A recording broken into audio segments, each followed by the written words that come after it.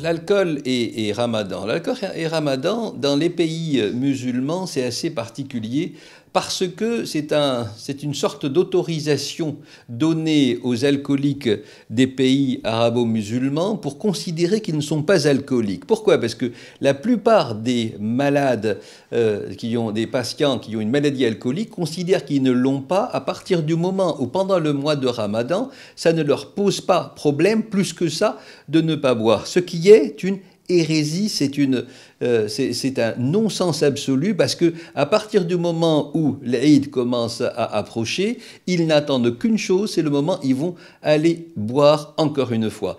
Ça, c'est un premier problème posé par l'alcool et Ramadan. Le deuxième problème qui se pose avec l'alcool, c'est le fait que l'alcool est quelque chose qui est socialement admis au point que quand on est en société et qu'on ne boit pas, on passe pour quelqu'un qui n'est pas à la page, en fait qui n'est pas adapté à la situation, et quand on boit, ça fait in, ça fait bien.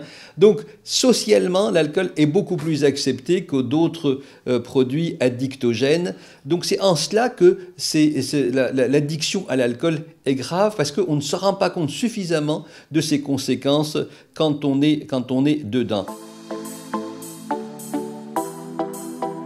Le problème aussi, c'est que, comme d'ailleurs d'autres produits, l'alcool, on rentre dedans très doucement avec un verre, 2 verres, 3 verres, 5 verres, jusqu'au moment où on ne pense plus qu'à cet instant où on va enfin pouvoir aller au bar pour prendre quelques verres ou quelques bières, où on va rentrer chez soi pour prendre ces quelques whisky pour se détendre.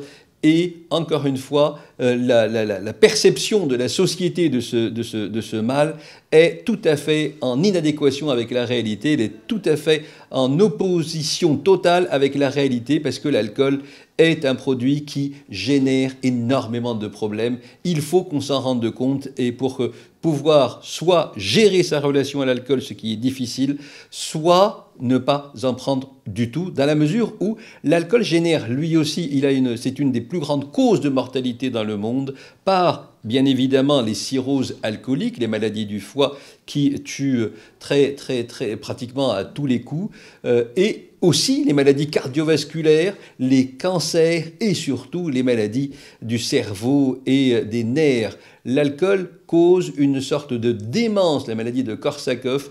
À force d'en prendre, on tue les cellules nerveuses, et quand les cellules nerveuses meurent, à partir de là, ça devient irrécupérable et on passe le restant de notre vie dans une position où nous avons perdu nos capacités intellectuelles, ce qui est un drame sans nom.